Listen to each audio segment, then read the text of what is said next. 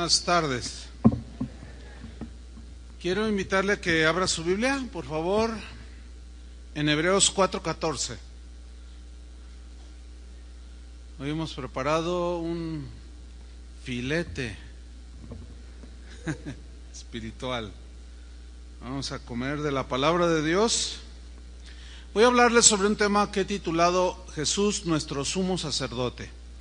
Y vamos a leer Hebreos 4:14 al 16. ¿Me sigue allí, por favor?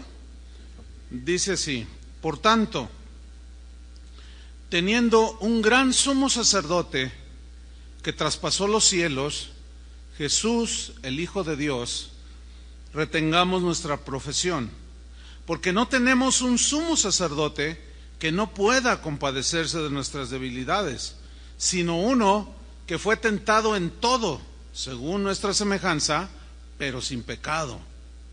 Acerquémonos, pues, confiadamente al trono de la gracia para alcanzar misericordia y hallar gracia para el oportuno socorro.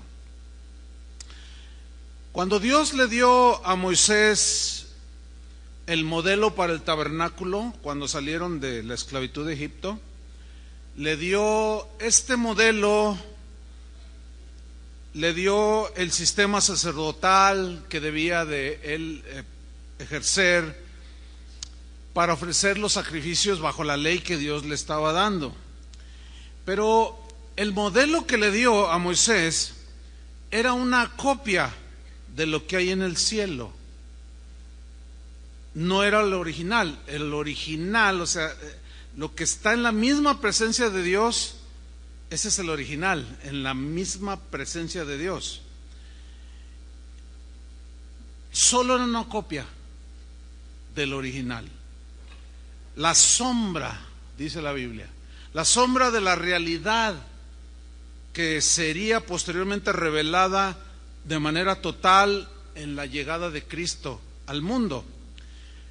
Todos los utensilios y las cosas que estaban en el tabernáculo de Moisés, como el pan de la proposición del candelabro, el agua que estaba allí, todo, los sacrificios que ofrecían los sacerdotes, los animalitos inocentes que rociaban la sangre hacia el pueblo, todo, absolutamente todo, el cordero de la Pascua que sacrificaron cuando salieron de Egipto, todo, absolutamente todo, eran sombras que apuntaban y señalaban hacia un futuro, señalaban hacia Jesús el Mesías.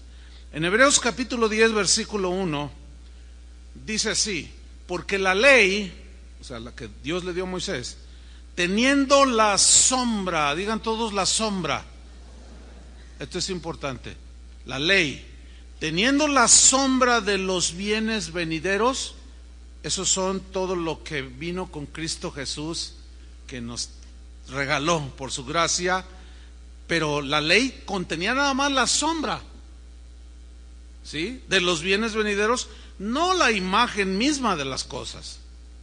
No, dice, esta ley, que eran sombras, nunca puede, por los mismos sacrificios que se ofrecen continuamente cada año, hacer perfectos a los que se acercan, o sea, hacer aceptados de manera definitiva delante de Dios. No pueden. Estas sombras que apuntaban hacia Cristo, cuando Pablo empieza a predicar el Evangelio, se encuentra con los judaizantes que insistían en que debían de permanecer en la ley, o sea, en las sombras, con todo el sistema de sacrificios, de ceremonias, de guardar días, sábados, etcétera. Y él, en Colosenses 2:16, después de que da una explicación que esa ya era la sombra, pero que la realidad ya había venido, o sea, Cristo ya había venido, por consiguiente ya no tiene sentido quedarse en las sombras. Dice en Colosenses 2:16, por tanto, por lo que ya expliqué, nadie, dice, os juzgue en comida o en bebida o en cuanto a días de fiesta, luna nueva o días de reposo, todo lo cual es ¿qué? Sombra. no es la realidad, es sombra. Es como ahorita la luz, yo estoy entre la luz y mi cuerpo está proyectando una sombra aquí. Mi sombra pues se parece a mí, ¿no?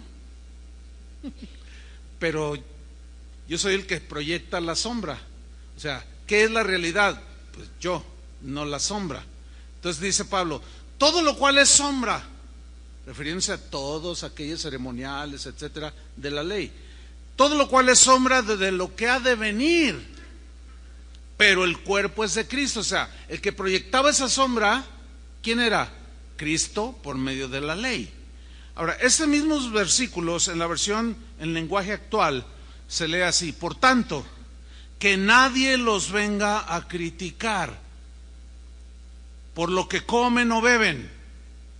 Ya ven que la ley decía a los judíos, no comerás cerdo y algunos otros animalitos, pero ahora ya todo eso tipificaba lo impuro del pecado. O sea, no tengo tiempo para explicar todo eso, pero eran sombras nada más, para que ellos supieran distinguir entre lo bueno y lo malo, lo sano y lo no muy sano, pero que todo apuntaba hacia Cristo. Y dice esta versión, por tanto, que nadie los venga a criticar por lo que comen o beben, o por no respetar fiestas, lunas nuevas o el día sábado. Tales cosas no eran más que sombras, mientras que lo real es la persona de Cristo. Es decir, cuando Cristo vino a este mundo, vino la realidad de todas aquellas cosas, de todas aquellas sombras que apuntaban hacia Jesús. Venido Cristo, ya no estamos en las sombras o en los tipos. No, todo eso ya pasó a la historia. El pan que estaba ahí en el tabernáculo, en el lugar santo, simbolizaba a Jesús, que dijo, yo soy el pan de vida. El candelabro que iluminaba el lugar santo simbolizaba a Jesús, que dijo, yo soy la luz, etcétera. Así cada uno de los detalles del tabernáculo, los colores, las cortinas, todo apuntaba hacia Cristo. Venido pues Cristo, ya no estamos en las sombras, en los tipos. ¿Me estoy explicando? Mire, yo tuve un amigo que solía contar una historia cuando era joven, cuando era niño. Dice que cuando se iba a la escuela había unos amiguitos que le hacían bullying, le querían quitar su lonche, su desayuno, lo empujaban. Usted entiende, el bullying, ¿no? Famoso, siempre ha existido.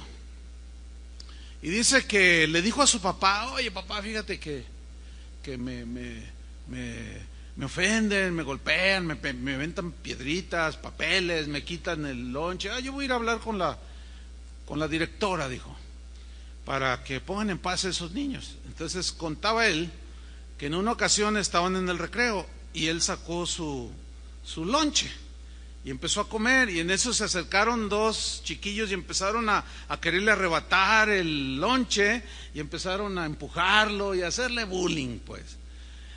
Y dice, pues él se asustaba, él era un muchacho tranquilo, entonces yo me asustaba y estaba allí todo temeroso, y de pronto dice, veo que estos jovencitos que me estaban presionando, veo que empiezan a mirar hacia atrás, como hacia arriba de donde yo estaba, y se empezaron a retirar.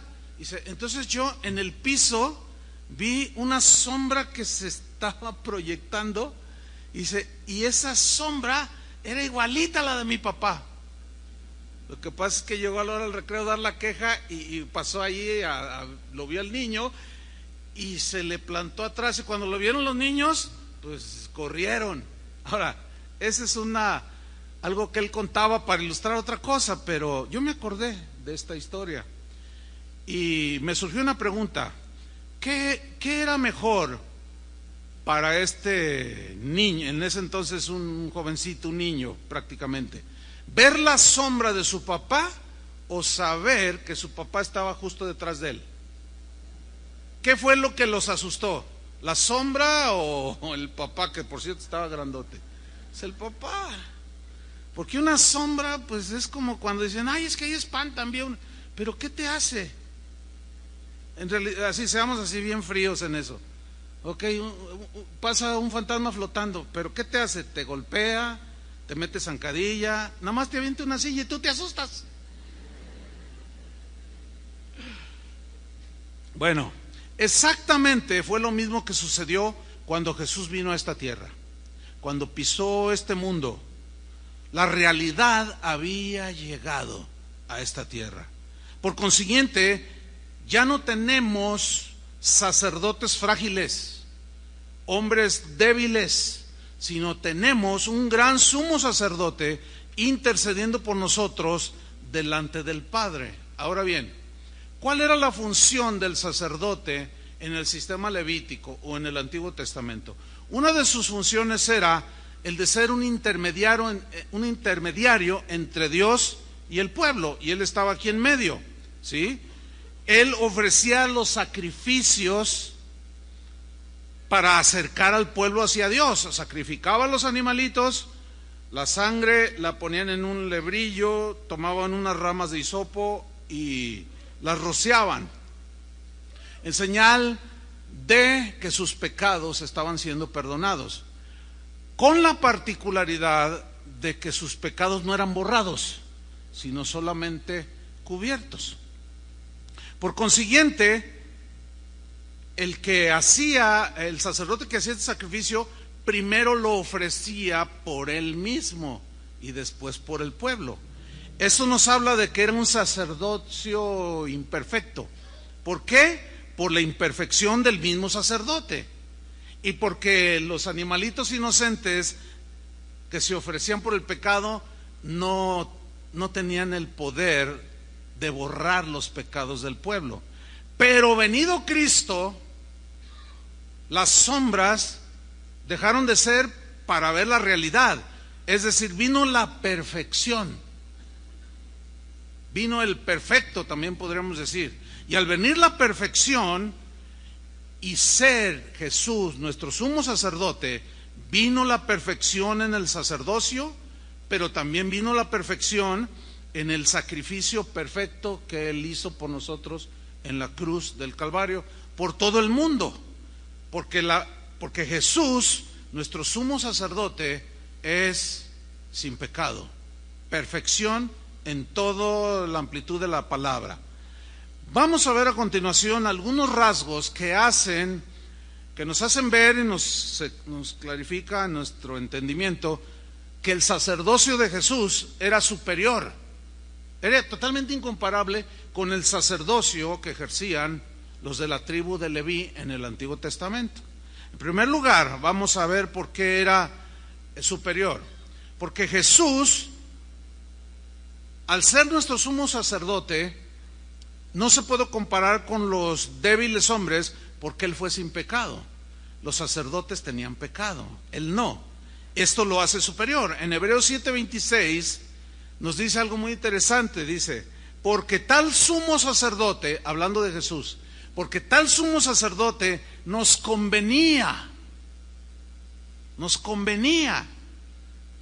Y luego empiezan a narrar su carácter santo, es decir, pues totalmente puro, lleno de santidad, inocente, no era culpable de nada, sin mancha, totalmente limpio, ¿sí? Apartado de los pecadores. Eso no significa que no tenía contacto con los pecadores, no, significa que Él no era un pecador, porque si algo dice la Biblia es que Jesús le decían, ese es el amigo de los pecadores, porque Él vino a salvar, no a los sanos, que no había ninguno, pero muchos creían que estaban sanos. Él vino a llamar al arrepentimiento a los pecadores. Él vino a traer sanidad, vino a traer liberación, vino a traer salvación. Dice, esto lo hizo mucho más sublime, dice, que los cielos. O sea, algo extraordinario. En los tiempos de Jesús, cuando Él pisó esta tierra, pues desgraciadamente los peores adversarios que Él tuvo fueron los de su mismo pueblo. Y justamente fueron algunos sacerdotes, entre ellos el sumo sacerdote, como Caifás, como Anás, que lo odiaban a Jesús, ¿sí?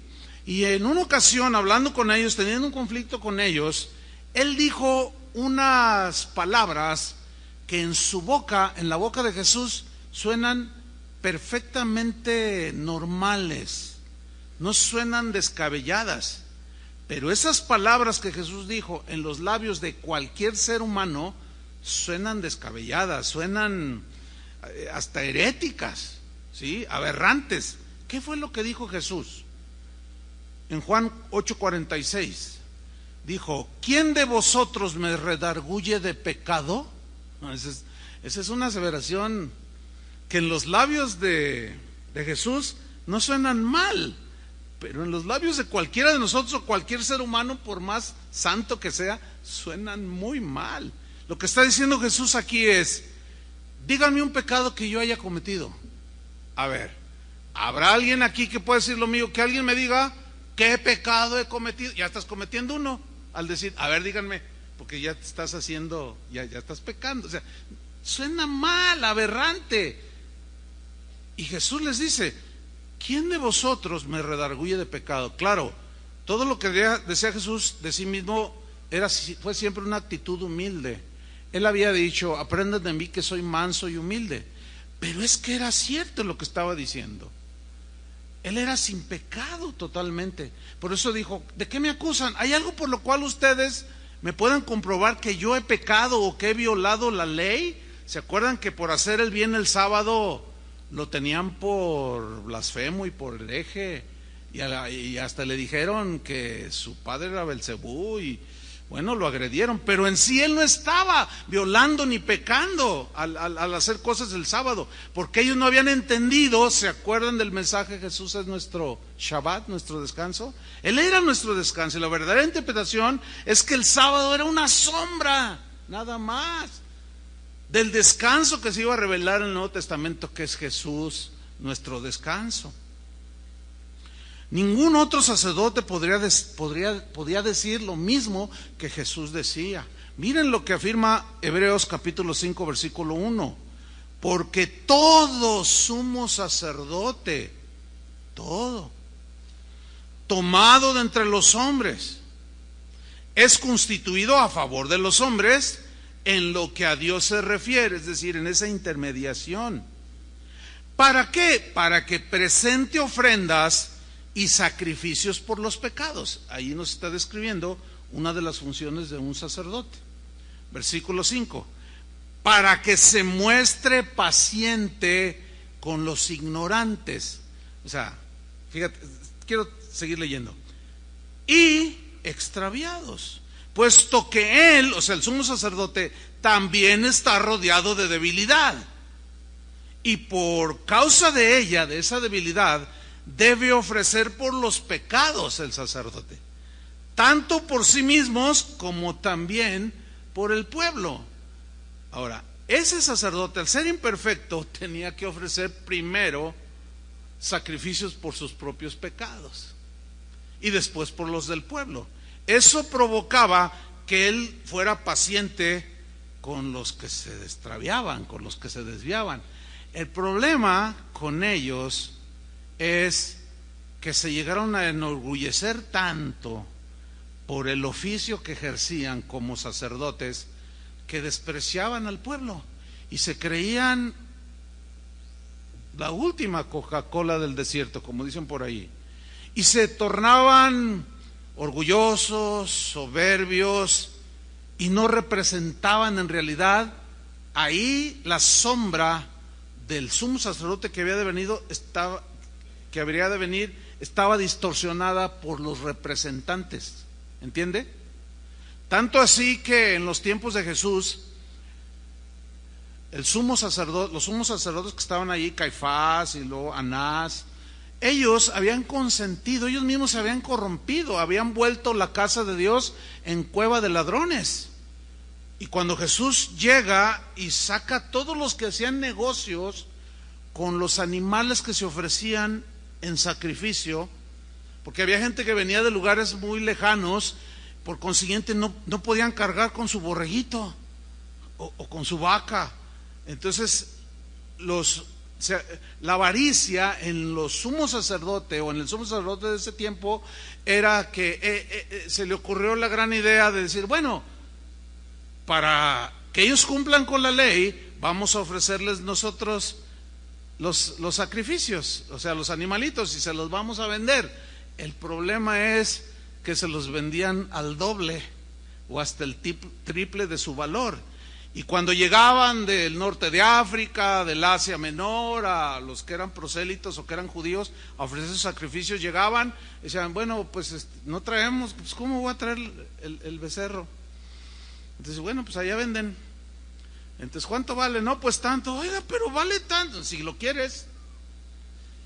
Bueno, se veían obligados, forzados.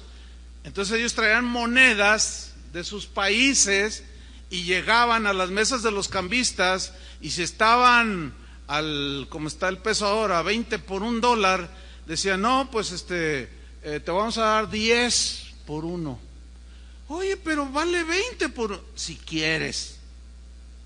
No, eran voraces. Entonces habían hecho todo un negociazo allí. Llega Jesús y los echa fuera de su casa. El sumo sacerdote se había corrompido, el sumo sacerdote se había vendido, el sumo sacerdote estaba lleno de avaricia. Por eso es que nos conviene que nuestro sumo sacerdote no sea un hombre cualquiera, sino el mismísimo Hijo de Dios. ¿Cuántos le dan gracias? Bueno, en segunda instancia tenemos que al ser sin pecado, nuestro sumo sacerdote, que es Jesús, pues él no tenía que ofrecer sacrificios para sí mismo, ¿no? Si él no había sido sin pecado. Por consiguiente, él sabía que según la ley se tenía que ofrecer un animalito inocente, pero recordemos que él fue llamado el Cordero de Dios, que quita el pecado del mundo.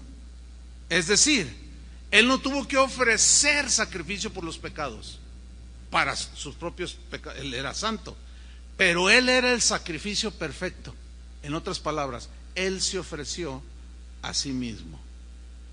Dice en Hebreos 7:27,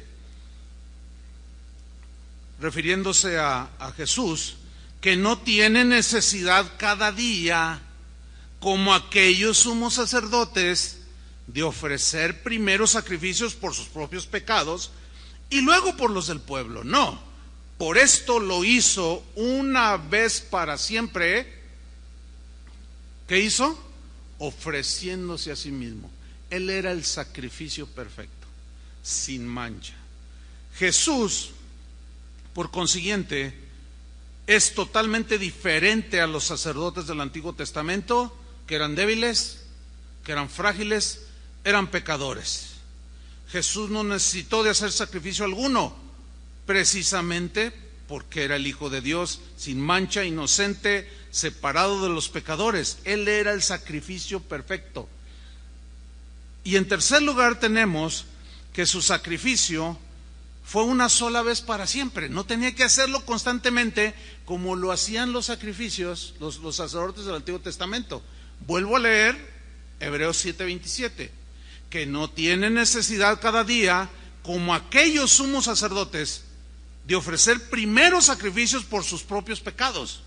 No, ella no. Y luego por los del pueblo, porque esto lo hizo, ¿cuántas veces? Una vez para siempre. Una vez para siempre, ofreciéndose a sí mismo. Bien, aquí hay un punto muy importante que quiero señalar. Cualquier persona que se precie de ser cristiano, de cualquier denominación cristiana, pero que diga cosas como, bueno, sí, eso allí dice, y sí, pues Jesús es nuestro sumo sacerdote, pero yo me quiero ir de rodillas. Quiero entrar allá a aquel lugar, a aquel templo, yo me quiero ir de rodillas, que me sangren las rodillas. Otro puede decir, yo me voy caminando durante 1 kilómetro descalzo, con el pavimento lleno de vidrios. Otro puede decir, no, yo me voy a castigar la espalda, yo me voy a golpear la espalda como señal de sacrificio. Otros dicen, no, yo me pongo unas pencas de nopales aquí en el frente y acá atrás en la espalda, y voy a caminar así porque quiero pedirle a Dios algo y Él tiene que escucharme, por eso hago este sacrificio. Hay quienes, por ejemplo, en Semana Santa, y usted lo va a ver porque está próxima, hay quienes literalmente se crucifican. ¿Se ha visto eso? Póngale atención a todas esas manifestaciones religiosas de ese tipo que se dan durante Semana Santa. En Filipinas, por ejemplo, los traspasan con clavos, los clavan de a de veras, y en los pies también, con la supuesta creencia de que haciendo eso Dios los va a aceptar y los va a recibir. Escúcheme bien, quien hace eso puede hacerlo por dos razones. La primera, por ignorancia total de lo que Jesús hizo cuando vino a esta tierra. Número dos, aún sabiendo, dice, bueno, pero yo voy a hacerlo, lo cual no tiene eficacia alguna. Pero lo que es peor, cuando alguien hace una cosa así, está diciendo que el sacrificio de Jesús no fue perfecto. Entonces, si nosotros pudiéramos seguir haciendo sacrificios, ya aquí ya hay una distorsión terrible. Entonces, por demás vino Cristo a este mundo. Se hubiera quedado allá y nosotros, bueno, hubiéramos hecho, usted se va hasta, qué sé yo, hasta Zapopan, descalzo, caminando, qué sé yo. No, hermanos, no. Esa es una total distorsión. Porque el sacrificio perfecto eliminó todas las sombras. ¿Entiende? Ya se hizo de una vez por todas. Ya no hay sacrificio, ni para expiar nuestros pecados, ni para recibir el favor de Dios. Ahora bien, la mayoría o la gran mayoría de los que estamos aquí, no tengo la menor duda que procedemos de un sistema religioso, que ustedes entienden a qué me refiero, ¿no? ¿A qué sistema religioso? Donde se nos enseñaron muchas de estas cosas. Pero un día llegó el Evangelio a tu vida, llegó Cristo, naciste de nuevo y empezaste a caminar con el Señor. Y dice, ahora decimos los cristianos, decimos, no, yo ya no soy un idólatra. Fui un idólatra. Pero ¿será esto del todo verdad? El sistema del cual procedemos, se nos quedaron muchas cosas en el corazón y en la mente, de manera que cuando llegamos a Cristo, quizás ya no tenemos una imagen ahí de alguien, pero podemos tener como ídolo pues otras cosas. Es más, la avaricia misma es idolatría, dice la Biblia, ¿cierto? Dice que desechemos la avaricia, que es idolatría. Ahora, la idolatría es repudiada por Dios, porque ¿qué es un ídolo? Un ídolo es alguien o algo que toma el lugar de Dios, ¿sí? Eso es un ídolo. Y nosotros ya no tenemos pues figuras, imágenes a las cuales les podamos pedir o hacer mandas sacrificiales para ganarnos incluso su favor. Ya no, ¿verdad que no? Una vez alguien entró y pues era la primera vez que venía y le hacía así, dice, no, aquí no está Dios, decía, porque no veía nada de... Entonces, llegamos a los caminos del Señor, pero ahora ya no tenemos ese tipo de idolatría, pero hay otra que quizás es más peligrosa. Porque un ídolo, yo dije, es todo aquello que ocupa el lugar de Dios. Y fíjese usted que para una esposa, el esposo podría ser como un ídolo, o viceversa, o sus hijos, o hasta un pastor, ¿sí? Y ocupar el lugar en su corazón que le pertenece al Señor. Hay un caso en la Biblia cuando los israelitas fueron pues sojuzgados por uno de sus múltiples enemigos que tenían y capturaron el templo y un lugar donde estaba el arca que simbolizaba, el arca del pacto, que simbolizaba la presencia de Dios. Y este pueblo era pagano, los que habían sojuzgado a Israel, y pusieron ahí donde estaba el arca, pusieron a un lado un ídolo de un dios, una estatua de un tal Moloch. ¿Han leído esa historia? Y dice que lo pusieron ahí y era un ídolo que ellos habían fabricado. Y al otro día amaneció derribado. Y los sacerdotes paganos entonces, ¿cómo Moloch se cayó? Y lo volvieron a enderezar. Y al otro día otra vez se cayó. Y lo volvieron hasta que se hizo pedazos. Ahí hay una lección. Que Dios no permite ningún ídolo enfrente de Él. Ni en el lugar que le corresponde a Él. Déjenme contarles una historia. Pues es una historia triste, pero quiero contarla para enseñanza nuestra y prevención. Hace más como 35 años, Casa de Oración tenía pocos meses de haber iniciado. Había una familia ahí, era un matrimonio, muy buenas personas, fieles asistentes, etcétera. Un día estábamos en un convivio y la hermana me dice, a mí, me lo dice a mí, dice, pastor, dice, estamos tan contentos, gracias al Señor. Dice, pero yo le quiero decir algo, así me dijo, yo le quiero decir algo, a ver dime. Dice, mire, para mí en realidad, para mí mi esposo es todo, dijo. Entonces yo le dije, no, ten cuidado con eso, eso no es del todo equilibrado. El que debe ser todo para nosotros en nuestro corazón es Jesús. No, yo sé, pero es que la verdad, no hay otro como Él, y dio muchas de sus virtudes que eran ciertas.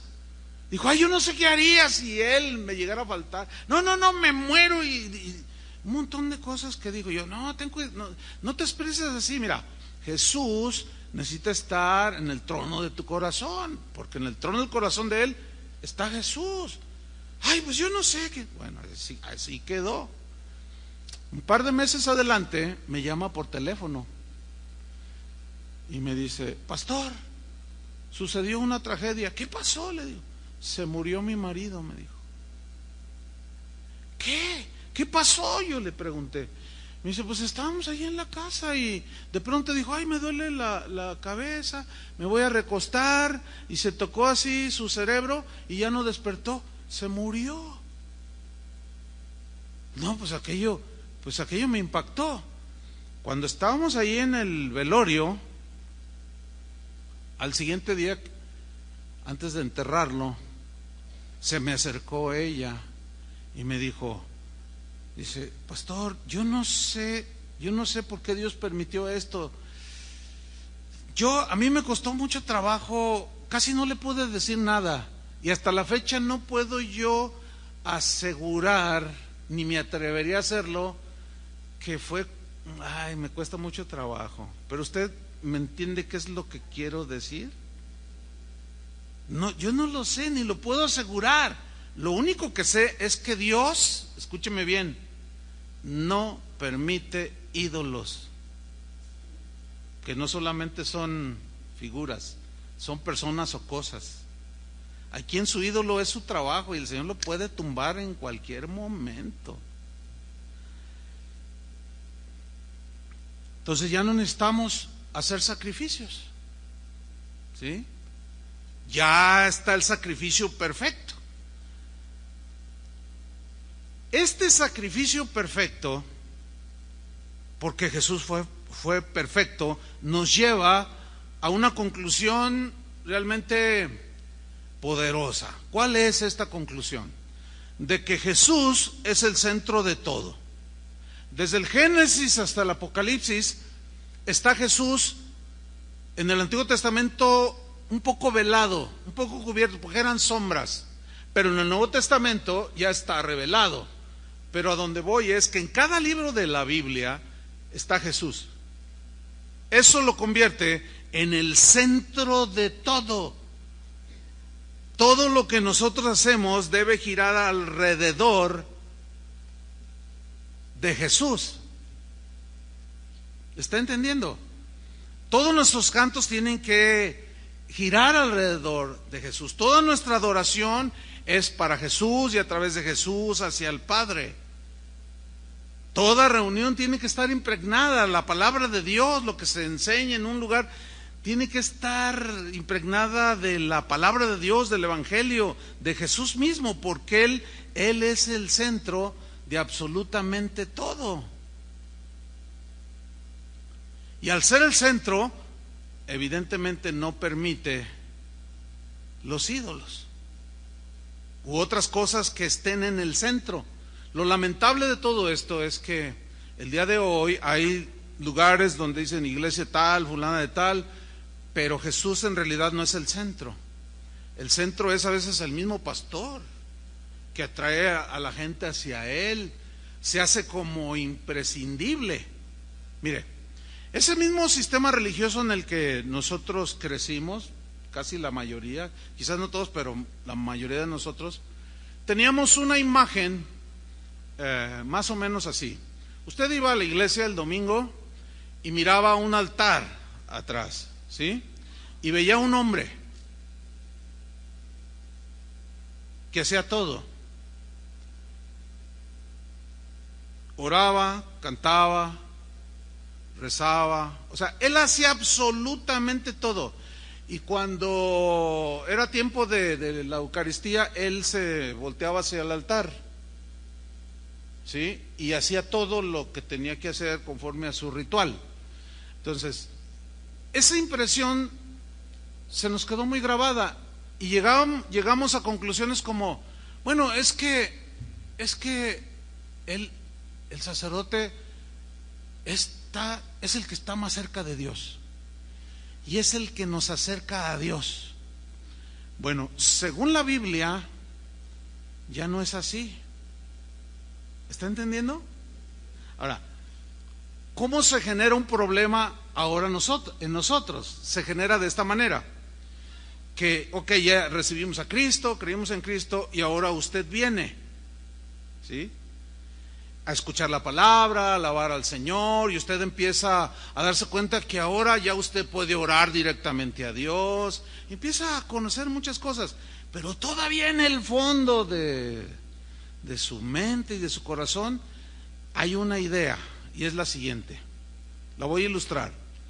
Llega un matrimonio y dicen, pastor, necesitamos consejería matrimonial.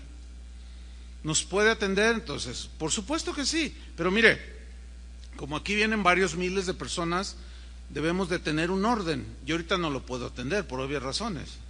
Requiere seriedad una consejería matrimonial, como todas las consejerías. Estas requieren tiempo, etcétera. Entonces, mire, llame a la oficina. Esto es por cuestión de orden, nada más. No es por otra razón. Y usted va a solicitar una cita para su consejería. Entonces las personas dicen, pero queremos que usted nos atienda. Entonces yo sé por dónde va el asunto, porque creen que yo soy el que está cerca de Dios nada más. Y Chava, Toño, Chuy, Julio, ellos no. Fíjese cómo se da, Entonces yo me tomo tiempo y les explico. Mire, lo importante es que usted sea atendido. Yo le aseguro que cualquiera de los pastores, que todos están calificados, le pueden dar, es más, puede ser hasta la prueba, con 3 de nosotros, 4, le vamos a decir el mismo consejo, porque manejamos los mismos principios. Ay, pues es que, pues sí, yo sé, pero nosotros queremos que usted nos atienda. O sea, el padrecito, pues, para que me entiendan. Casi cada reunión, pues la gente se acerca para oración, entonces les hemos dicho que pues cualquier pastor los puede atender, ¿sí o no? Y bueno, pues, se juntan y aquí estamos, pero a mí se me hace una fila. Entonces yo les digo a los pastores, acérquense, dice, y ellos dicen, sí, pero pues ya sabes cómo son a veces, y ¿en qué le puedo servir? No, yo quiero que me atienda el pastor. Pero mire, yo puedo orar, yo puedo aconsejar. Pues sí, hermano, no, con todo respeto, pero es que el padrecito Chuy, él sí está bien cerca de Dios. No, hermanos, no. Necesitan despojarse de todas esas cosas, porque eso no es lo que estamos viendo. Ahora, yo no estoy diciendo que no podamos ni debamos aconsejarles, pero no con esa idea. ¿Me explico? Porque todos estamos frente al Señor por la sangre del Cordero. La única diferencia entre ustedes y nosotros los pastores es que a nosotros nos tocó cuidar el rebaño, eso es todo. Pero somos exactamente iguales. Somos iguales de pecadores, y igual de perdonados. La misma sangre que te limpió a ti me limpió a mí, entonces por eso somos hermanos. Este tipo de temas como el que estoy tocando nos va a ayudar a despojarnos de ese tipo de cosas, porque se van formando esos paradigmas en nuestra mente. Pero según la Biblia, Jesús debe ser el centro de todo. A ver, díganme lo siguiente, respóndame lo siguiente, mire. Jesús tiene en la Biblia más de 200 títulos o nombres. Voy a mencionar unos poquitos. Abogado, Alfa y Omega, o sea, principio y fin. Autor de la vida, autor y consumador de nuestra fe, cabeza de la iglesia. ¿Qué más? El Cordero de Dios, el buen pastor, el camino, la verdad y la vida, el Hijo del Altísimo, el juez justo, el libertador, la luz del mundo que ilumina a todo ser humano, el mediador entre Dios y los hombres, el Mesías, el agua de la vida, el pan de vida y 180 títulos más. Dígame, ¿quién los tiene? Entonces no rebaje su mente ni su concepto y ponga su fe ciega en un hombre, o en el padrecito, o en el pastorcito, no. Él es el centro de todo. Él es el todo en todos. Y Él merece toda la gloria, todo el reconocimiento, toda la alabanza. ¿Cuántos dicen así es? Y por supuesto, dentro de estos 180, de estos 200 títulos, está el de nuestro gran sumo sacerdote. El cuarto aspecto de la superioridad del sacerdocio de Cristo por encima de todos los hombres del sacerdocio elegidos por la ley fue que Jesús no fue elegido según la ley, sino por juramento divino, porque era necesario que Dios hiciera las cosas poco a poco para la postre terminar con lo perfecto, con la perfección en la persona de Cristo. Hebreos 7:28 nos lo dice, porque la ley, dice, constituye sumos sacerdotes a débiles hombres. Porque la ley decía que debían de ser de la tribu de Leví. ¿Se acuerda que Abraham, en él se originó la nación hebrea? Abraham tuvo un hijo que se conoce como el hijo de la promesa. ¿Cómo se llamaba? Isaac. Isaac tuvo dos hijos, Jacob y Esaú. Bueno, Jacob, que posteriormente Dios le cambió el nombre a Israel, él tuvo 12 hijos, ¿se acuerdan? Todos tenían Rubén, Isaacar, etcétera, etcétera. Y uno de ellos se llamaba Leví. Bueno, esa fue la tribu que Dios escogió para que fueran los levitas y los sacerdotes. Nada más de esa tribu. Entonces dice aquí en Hebreos 7:28, porque la ley constituye sumos sacerdotes a débiles hombres, pero la palabra del juramento, o sea que Dios dio, posterior a la ley e inclusive anterior al Hijo, dice, hecho perfecto para siempre. Y aquí el escritor de la carta a los Hebreos está mencionando el Salmo 110, versículo 4, que dice así: juró Jehová, fíjate, juró Jehová, y no se arrepentirá. Y este es uno de los llamados salmos proféticos que profetizaban la venida del Mesías, y quién sería, y cómo sería, y cuál sería su función, y una de ellas era la de sumo sacerdote, perfecto. Dice, tú eres sacerdote, ¿para cuándo? Para siempre. Pero luego menciona una frase bien interesante, según el orden de Melquisedec, según el linaje de Melquisedec, dice, iba a ser este sacerdote para siempre, o sea, Jesús, el Hijo de Dios.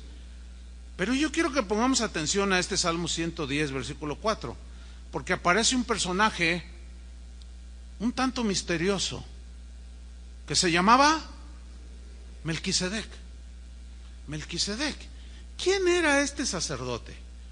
Porque en otra parte dice que era sacerdote del Dios Altísimo. ¿De dónde surgió este sacerdote? Si todavía no estaban los levitas.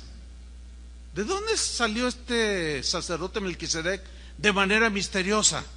Bueno, vamos a tratar de explicar este misterio. Pero Melquisedec aparece solamente 2 veces en el Antiguo Testamento. Una es en el Salmo 110, versículo 4, y la otra ocasión en la que aparece es en Génesis, después de que habían llegado unos de los enemigos vecinos que tenía en ese entonces Abraham, y llegaron y los asaltaron, los robaron y secuestraron a Lot. Ese fue el primer levantón en la historia. Y se lo llevaron secuestrado para esclavizarlo, qué sé yo, quizás o matarlo. Se lo llevaron a Lot. Entonces dice la historia en la Biblia que Abraham tomó a sus criados, se armó y fue a rescatar a su sobrino Lot. Y lo hizo. Lo rescató y rescató todo lo que les habían robado y todavía despojó porque los acabaron, y regresó con muchas riquezas. Y cuando él venía, mire lo que dice el Salmo 14, Génesis 14, versículo 18. Después de que regresó de esa batalla, entonces Melquisedec, rey de Salem y sacerdote del Dios Altísimo, ¿qué hizo? Sacó pan y vino. Pan y vino. ¿Recuerda usted cuando Jesús estaba con sus discípulos en la última cena?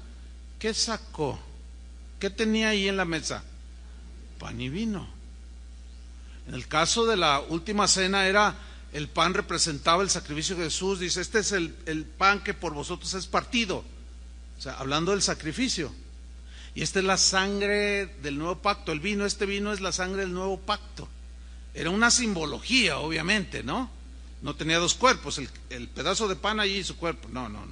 Era una simbología de su cuerpo, de su sacrificio. En otra parte, cuando Jesús, es en el Evangelio de Juan, cuando Jesús andaba aquí en la tierra, dijo declaraciones que a los judíos los perturbaba, porque dijo, él decía, el que no come mi carne y bebe mi sangre, no puede ser mi discípulo. Y se escandalizaban y decían, ¿cómo nos puede dar a comer su carne?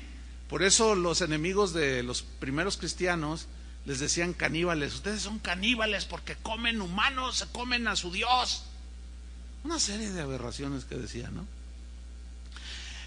Otra vez, los judíos seguían sin entender las sombras, la tipología. Y aquí en el pan y vino, porque dice que era rey de Salem. Salem significa paz, lo vamos a ver más adelante.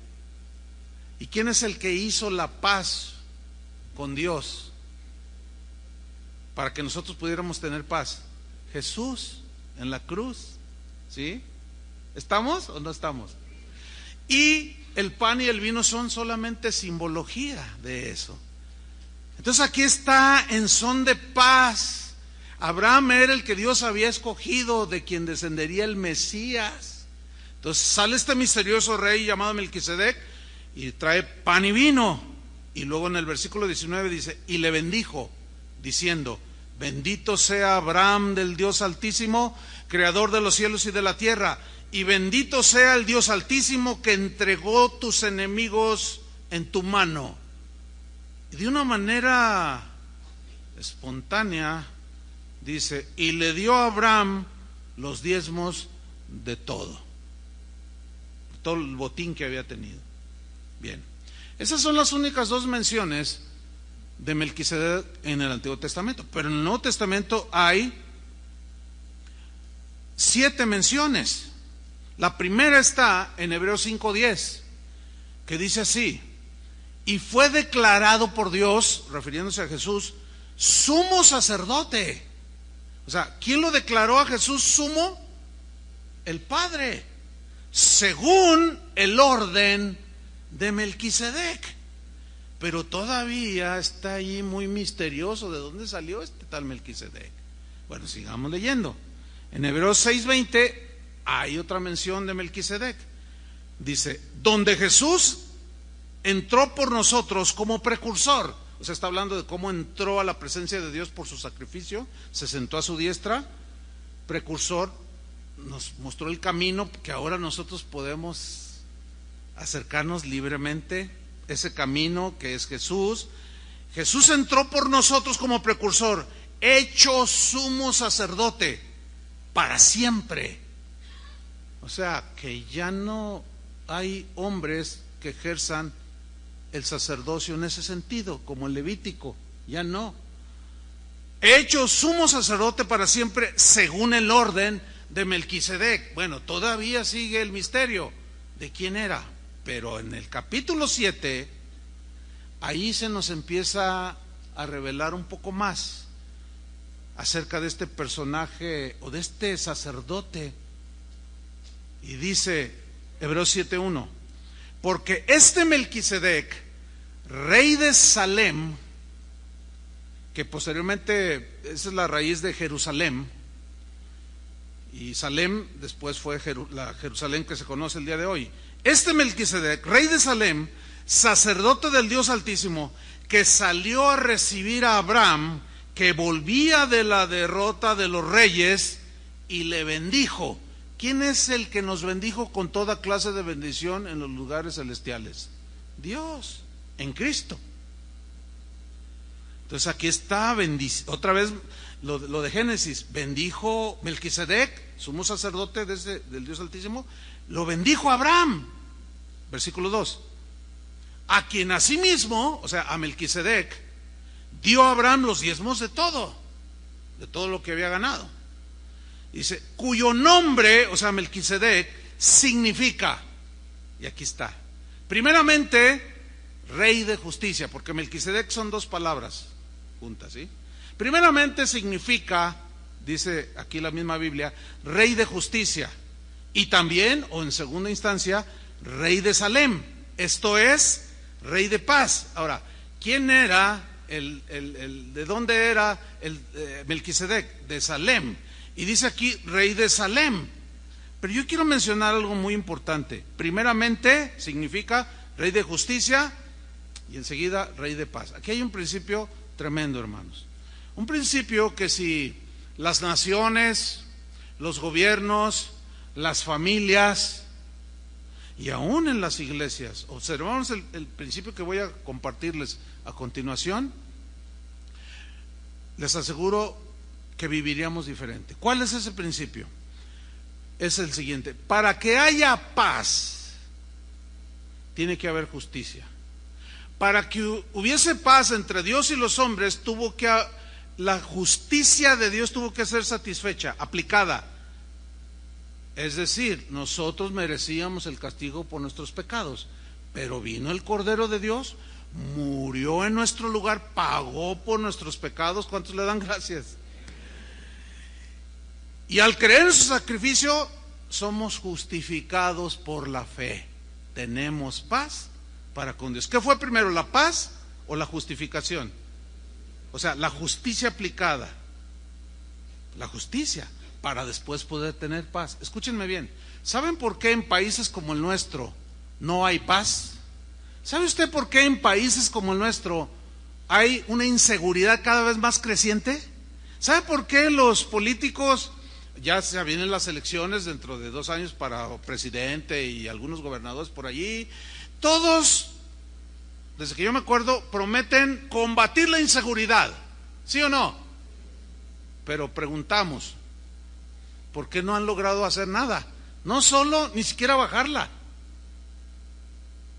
Se ha multiplicado la inseguridad.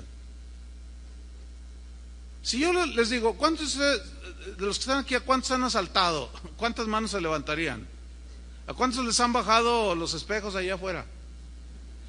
Ahora, tú vas a la policía, lo denuncias, lo agarran, le da un billete y ya lo tienes afuera queriéndote matar. ¿Saben por qué en un país como el nuestro no hay paz? Porque no se aplica la justicia. Todo se queda impune. Si Cristo no hubiera venido, nosotros seguiríamos igual ante Dios, sin paz. Por eso es que Él es nuestro descanso, nuestra paz, ¿sí? Pero es nuestro sumo sacerdote. Entonces, nos está describiendo aquí el significado de Melquisedec. Significa rey de justicia y también rey de Salem, esto es rey de paz. Pero luego el versículo 3 es más descriptivo, hermanos, de algo que ya se nos está revelando en este momento. Dice, ¿sin padre? Oye, ¿quién es el padre de Melquisedec? El sumo sacerdote. ¿Sabe? ¿Sin madre? Oye, ¿quién es la mamá de pronto apareció? Pero ¿y de dónde viene? ¿Sin genealogía? ¿Quiénes fueron sus abuelos? O sea, sin genealogía, sin padre, sin madre, que ni tiene principio de días, ni fin de vida, sino hecho semejante al Hijo de Dios, permanece sacerdote para siempre. Mire, concluimos. Las Escrituras le están dando a Melquisedec atributos que solamente se le pueden atribuir a Dios. Nada más. Porque ¿quién de nosotros no tuvo padre? O sea, que no, nació sin padre o sin madre, o que no tenemos antepasados, o que no tenemos inicio de días, o que no tenemos fin de días. ¿Quién? Nadie. Se le están dando atributos que solo Dios posee. Por lo tanto, es muy probable, dice la gran mayoría o un buen número de los eruditos, de los entendidos en la interpretación de la Biblia, de que este misterioso Melquisedec haya sido lo que hoy se conoce, al paso de los siglos se fue añadiendo en el lenguaje, lo que se conoce como teofanía o cristofanía. ¿Qué es una cristofanía o una teofanía?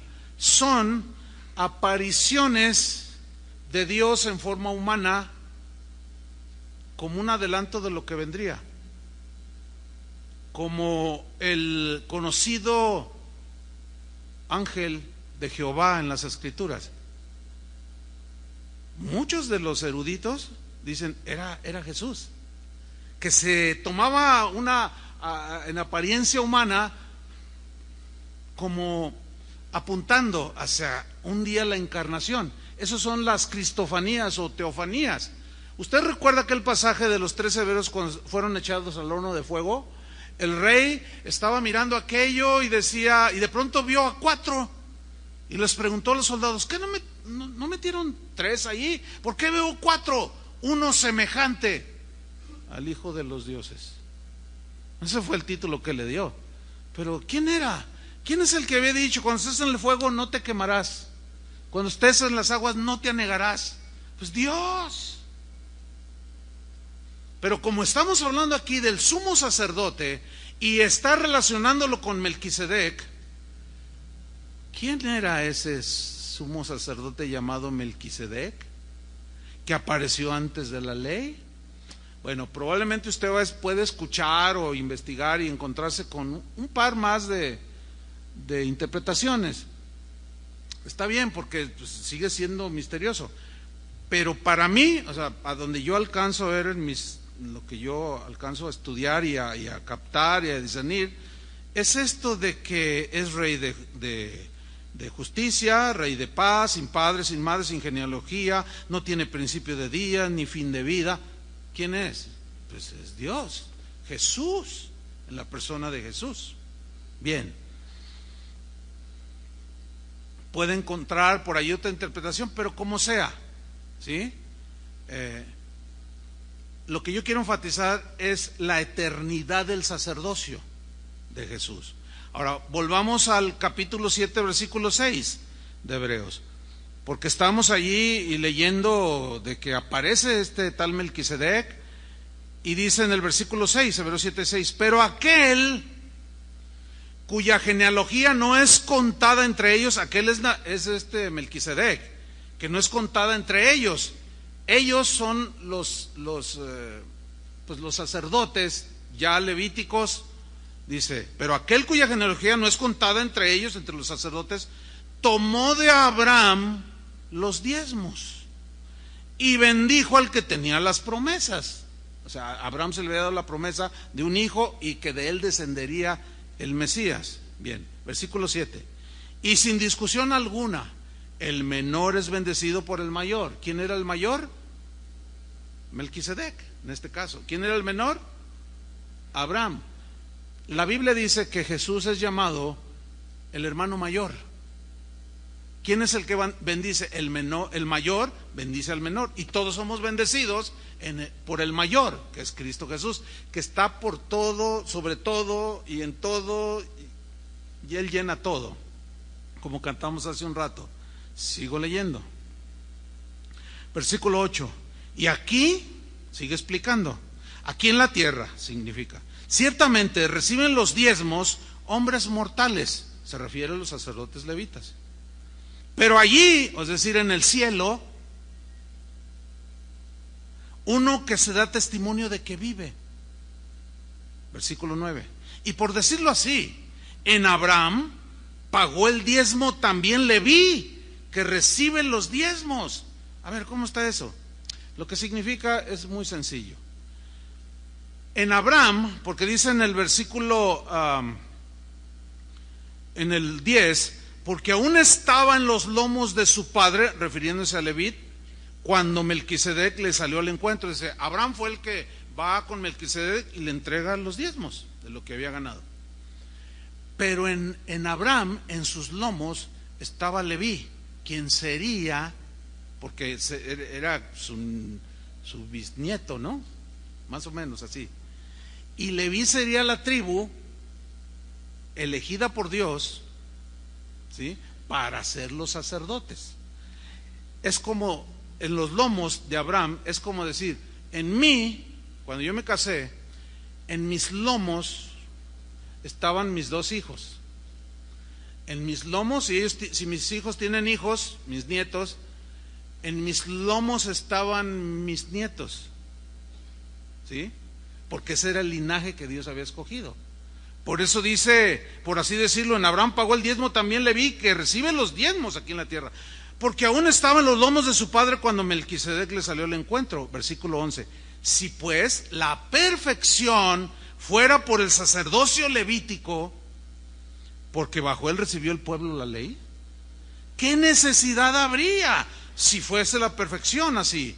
Aún de que se levantase otro sacerdote según el orden de Melquisedec, y que no fuese llamado según el orden de Aarón. No tiene sentido, dice el escritor a la carta. En el versículo 14 dice, porque manifiesto es que nuestro Señor vino de la tribu de Judá, o sea, no de la tribu de los sacerdotes de Leví. ¿Se acuerdan que Apocalipsis dice el león de la tribu de Judá? Entonces dice, porque manifiesto es claro, dice que nuestro Señor era de la tribu de Judá, de la cual nada habló Moisés tocante al sacerdocio. Y esto es aún más manifiesto, si a semejanza de Melquisedec se levanta un sacerdote distinto, no constituido conforme a la ley del mandamiento acerca de la descendencia, sino según el poder de una vida indestructible. ¿Quién es el único eterno indestructible? Cristo, hermanos.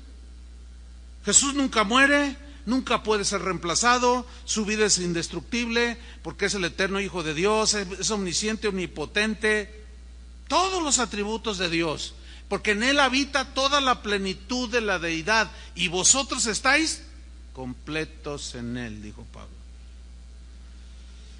Hebreos 7:17 sigue argumentando y mencionando a Melquisedec. Pues se da el testimonio de él, y vuelve a citar el Salmo 110, versículo 4. Tú eres sacerdote para siempre, según el orden de Melquisedec. Queda pues, fíjense cómo queda todas las sombras, incluyendo lo del sacerdocio de Leví. Queda pues abrogado el mandamiento anterior a causa de su debilidad e ineficacia. ¿Por qué era débil? Porque el hombre era débil. Los sacerdotes tenían que ofrecer sacrificios por ellos mismos porque eran pecadores, y eso era ineficaz porque la sangre no borraba, solamente cubría. Era ineficaz. Dice el 19, pues nada perfeccionó la ley, y de la introducción de una mejor esperanza por la cual nos acercamos a Dios. ¿Cuál era la diferencia de una mejor esperanza, la esperanza de la ley? Que la ley, los pecados nada más eran cubiertos, no borrados. Pero la nueva esperanza es que por el sacrificio perfecto de Cristo, nuestros pecados son totalmente borrados. Déjeme explicarle un poco más a profundidad qué significa esta poderosa verdad en las Escrituras. Ojalá y usted pueda captar en la dimensión mayor que usted pueda. Mire, Dios desde el Antiguo Testamento, aún en la ley, comenzó a decir cosas como: en aquellos días derramaré de mi espíritu, profetizarán, y empezó a decir, en aquellos días, o sea, en la revelación del Hijo de Dios. Entre otras cosas decía: escribiré mi palabra en sus corazones, y nunca más me acordaré de sus pecados y transgresiones. Nunca más. ¿Saben lo que significa que Dios nunca más se acuerde de nuestro pasado? ¿Sabe por qué esa verdad tan poderosa? Porque la sangre de Jesucristo es tan poderosa que cuando usted creyó en Él y se arrepintió, sus pecados fueron borrados, no cubiertos, borrados, ya no existen. Y como Dios es todopoderoso, Él es el único capaz, el único que tiene el poder, y lo ejerce de manera deliberada, en no acordarse de nuestros pecados. Eso es algo maravilloso, porque si hay algo que produce una transformación poderosa en la vida de cualquier ser humano, es saber que sus pecados, los cuales nos avergüenzan, fueron perdonados. No solo perdonados, sino borrados. Esto significa que usted, al contrario de Dios, los podemos recordar. ¿Usted se recuerda lo que hizo cuando tenía 15 años? Yo sí. Y pues sí, me apena. Pero ¿por qué Dios ya no se acuerda? ¿Se acuerda que hay un acusador de los hermanos? ¿Quién es el acusador de los hermanos? Satanás, dice en Apocalipsis. Que dice, mira tu hija, tu cristiana, ella en 1960 y tantos hizo, y el Señor dice, no me acuerdo, porque está todo borrado, no existe lo que estás diciendo. O sea, Él está defendiéndonos del acusador. Él no se acuerda de lo que hicimos, pero nosotros sí. Yo sí me acuerdo haberme brincado a la casa del vecino y agarrar el balón de fútbol. Me lo robé. Pero ¿por qué a mí no se me borra? ¿Sí se acuerdan de todo lo que... ¿Sí se acuerdan? ¿Sí o no? Y a veces, a no entender esta verdad, decimos, Señor, ¿por qué me acuerdo? Me atormenta. No debería de atormentarte, pero entonces, ¿cuál es el propósito del por qué Dios sí no se acuerda y nosotros sí? Les voy a decir por qué. Voy a tratar de responderles por qué nosotros sí. ¿Saben por qué? Para que no se nos olvide de dónde nos sacó el Señor. Porque resulta que ahora caminamos con Dios y empezamos a crecer en conocimiento, en santidad, en muchas cosas que pueden en determinado momento llenarnos de orgullo. Y empiezas a tener una buena vida delante de Dios, pero algo sucede y te empiezas a sentir más santo que el otro. Y luego cuando ves que alguno de los hermanos o algún conocido, algún cristiano o uno de los pastores comete un pecado, quien reacciona de esta manera, escúchenme bien, así de esta manera: ¿cómo? No es posible. Pero ¿cómo es posible que haya hecho esto? Mira, bájale. Bájale. ¿Sabes por qué? Porque tú estás en la misma posibilidad de hacer lo mismo o peor. Por eso Dios quiso dejar que nuestra memoria quedara grabado de dónde nos sacó, para que cuando veamos que alguien se equivoca, seamos misericordiosos como Él fue misericordioso. Cuando yo veo a alguien que tiene esa actitud, ¿cómo? Sí, que debería de que... Yo digo, ay Señor, ten misericordia porque ahí le viene. Y la Biblia es clara. Si alguno es sorprendido en alguna falta, restauradle con espíritu de mansedumbre, considerándote a ti mismo, no sea que tú también seas tentado. Hay un predicador que yo suelo escuchar, no voy a decir su nombre obviamente, por esta razón. El tiempo que yo tengo escuchándolo he aprendido un montón de cosas.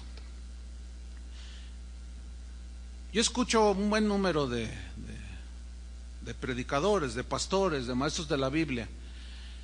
Y este en particular me ha enseñado muchas cosas. No lo conozco así en persona, lo veo en videos.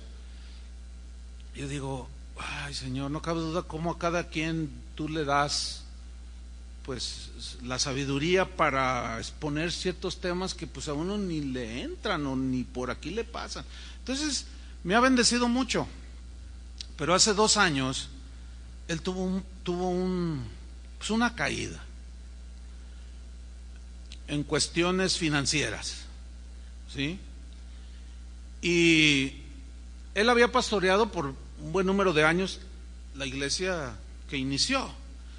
Durante, no sé, 15 años tal vez, se la pasó orando por la gente, los discipulaba, oraba por sus necesidades, haciendo su función como pastor, ¿sí?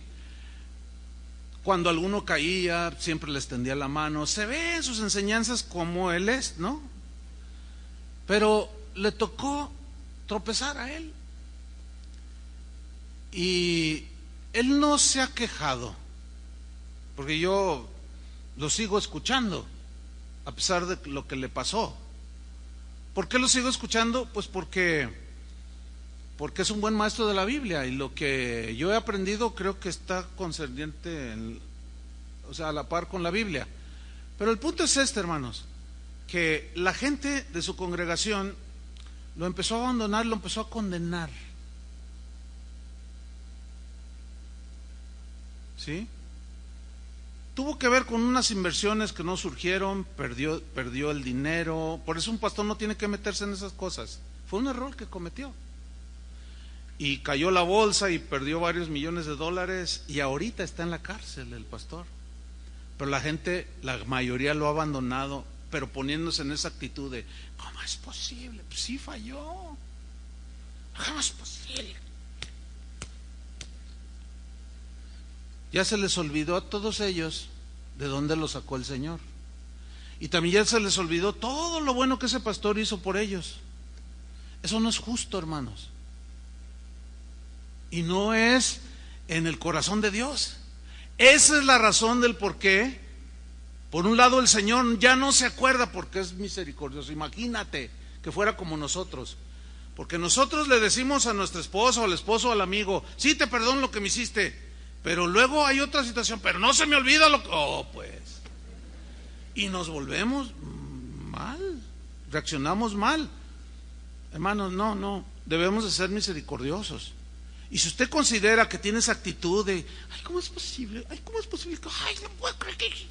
Cálmese, porque a lo mejor Dios no lo quiera, ni tampoco lo deseamos. Pero usted puede ser algo peor en su vida. Y muéstrese misericordioso con el que necesita misericordioso.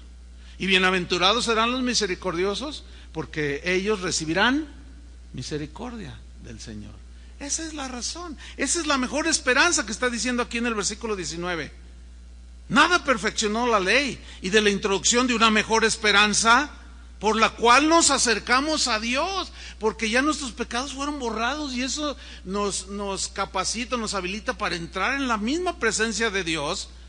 Dice el versículo 20, y esto no fue hecho sin juramento, porque los otros ciertamente sin juramento fueron hechos sacerdotes, pero o sea Jesús, con el juramento del que le dijo, y vuelve a citar Salmo 110, juró el Señor y no se arrepentirá, tú eres sacerdote para siempre, según el orden de Melquisedec, porque nos convenía, hermanos, tal sumo sacerdote.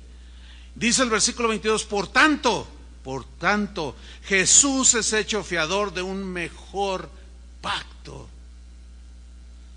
Y los otros sacerdotes llegaron a ser muchos, debido a que por la muerte no podían continuar, mas por cuanto permanece para siempre, tiene un sacerdocio inmutable, inalterable, imperturbable, incambiable, por lo cual, y aquí está la bendición para nosotros, por eso nos convenía, puede también salvar perpetuamente a los que por él, por Jesús, se acercan a Dios.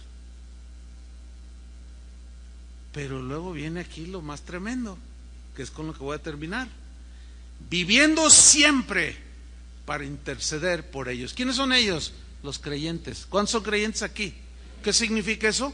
Que al estar Jesús a la diestra y haber borrado nuestros pecados, aunque el diablo nos acuse, como no hay nada, ya todo está borrado y Dios ya no se acuerda, y tenemos una necesidad como sus hijos, Él está intercediendo. Y cuando uno de nosotros se equivoca y tropieza o cae, si confesamos nuestros pecados, Él es fiel y justo, y Él está intercediendo por nosotros. Hermanos, esta es una verdad de las más poderosas que hay en la Escritura. Jesús mismo intercede ante el Padre por nosotros, ejerciendo su función de sumo sacerdote. Por eso Pablo en Romanos 8:31 dijo semejante declaración: ¿qué pues diremos a esto? Si Dios es por nosotros, ¿quién contra nosotros? El que no escatimó ni a su propio Hijo, sino que lo entregó por todos nosotros, ¿cómo no nos dará también con Él todas las cosas? Como dice la traducción en el lenguaje actual, ¿cómo no habrá de darnos generosamente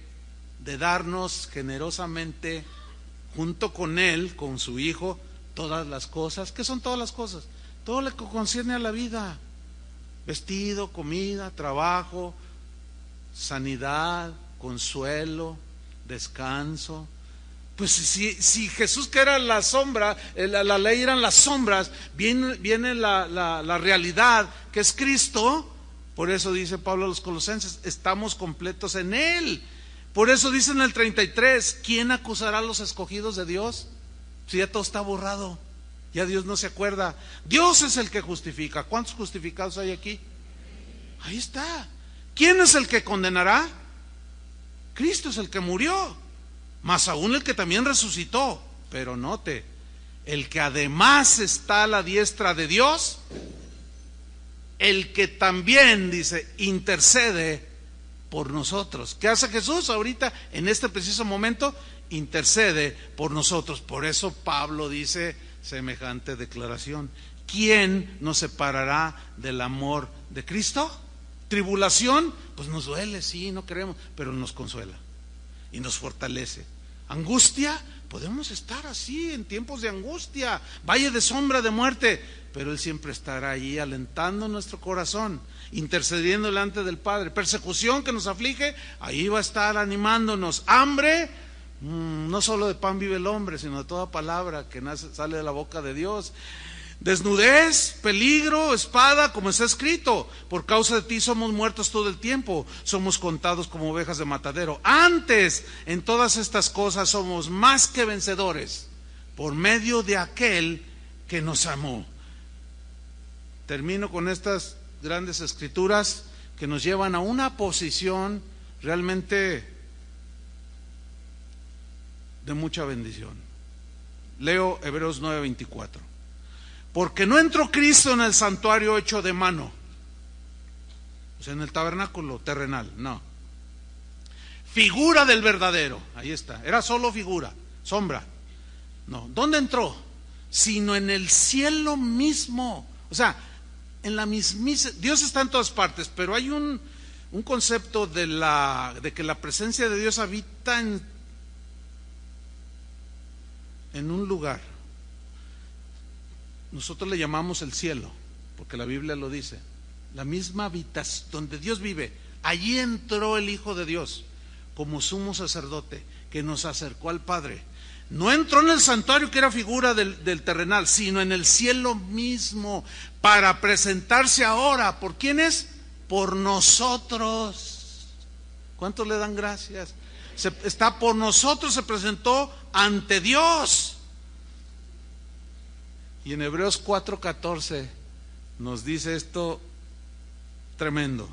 Por tanto, teniendo un gran sumo sacerdote que traspasó los cielos, Jesús, el Hijo de Dios, retengamos nuestra profesión, o sea, retengamos nuestra fe, nuestra confianza en Él, hasta el último día de nuestra vida, porque Él, como sacerdote, siempre va a interceder por nosotros delante del Padre, siempre nos va a ayudar, pero tenemos que mantenerlo por la fe.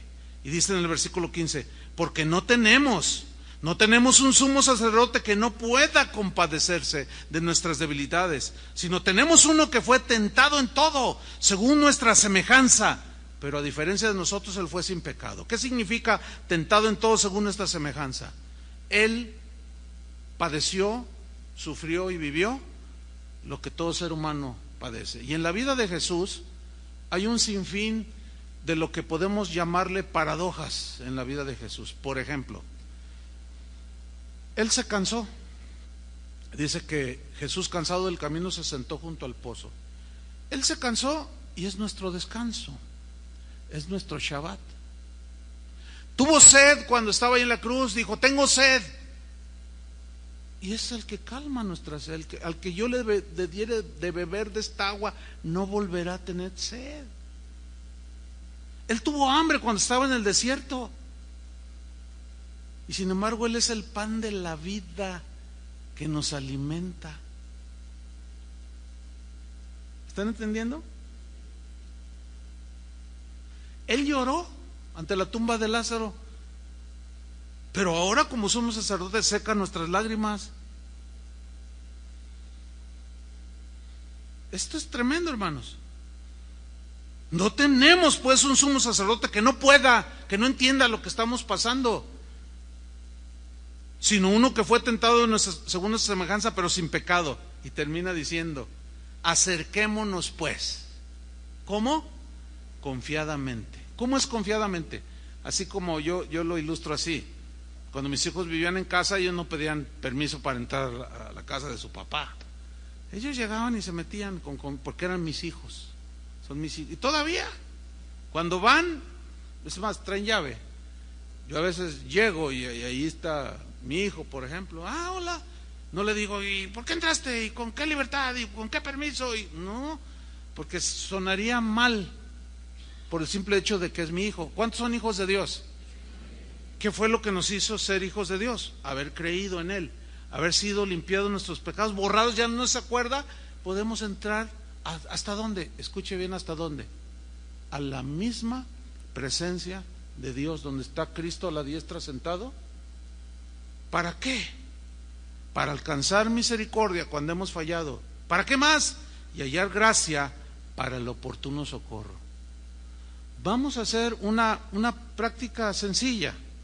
¿Quiere hacer una práctica sencilla de esto que dice aquí, de entrar confiadamente? Ok, póngase de pie. No se salga nadie todavía. Vamos a hacer lo siguiente.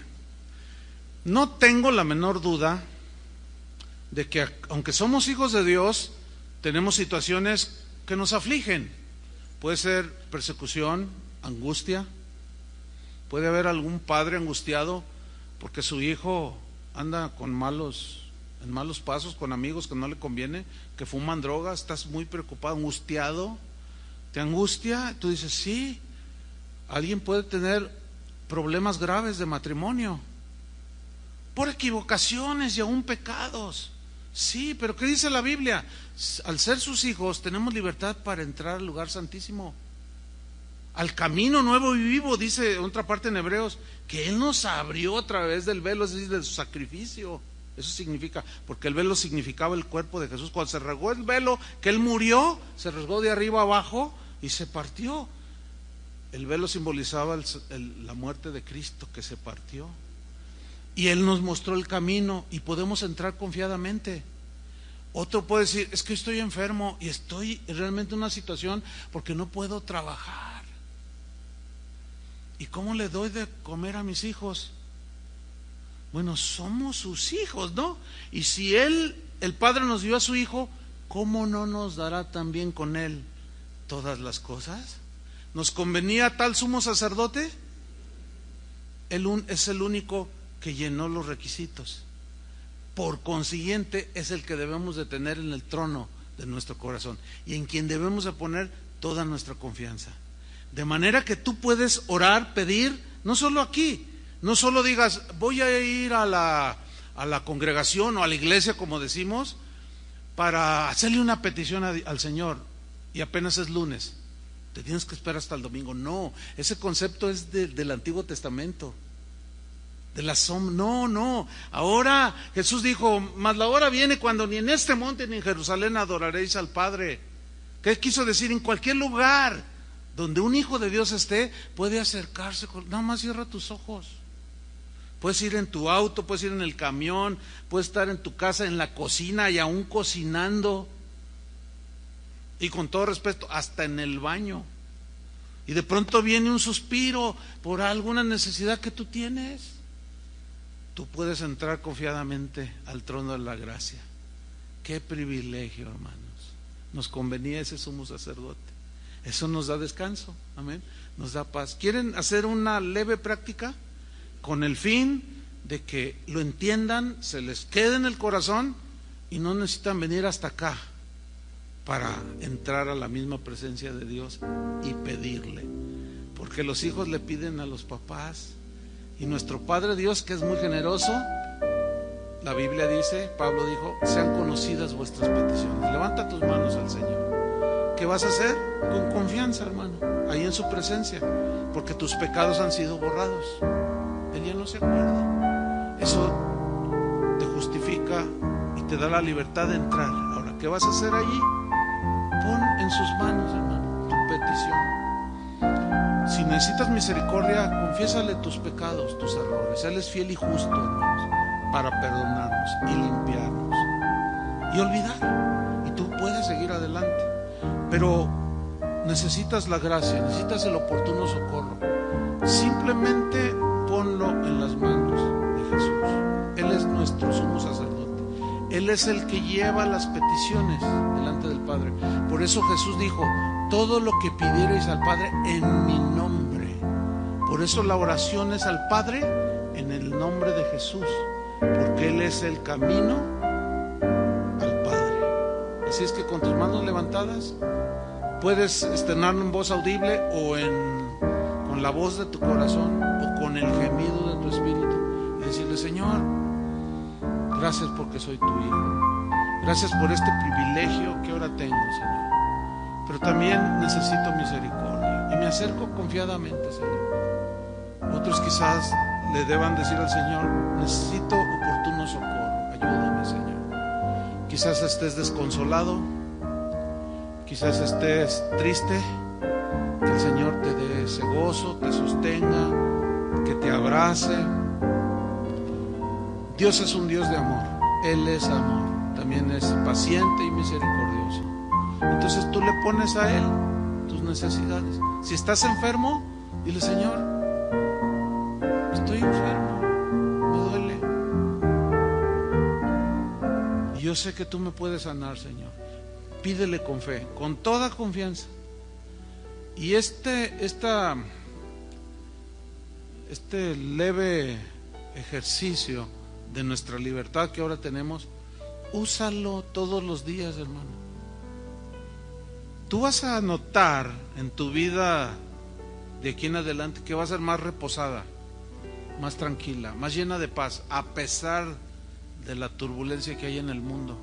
¿Por qué? Porque Jesús es nuestro sumo sacerdote. Amén. Agradezcámosle, Señor, infinitas gracias, Señor, por toda la eternidad. Recibirás de nuestros labios aquí y cuando estemos contigo toda la alabanza, todo el reconocimiento. Y gracias, Padre, por enviarnos a tu Hijo, sacrificio perfecto, santo, puro, sin mancha. Gracias, Jesús, por acercarnos al Padre, eternamente agradecidos contigo, Señor. Y en tu nombre damos gracias al Padre. Amén. Que Dios los bendiga a todos, hermanos.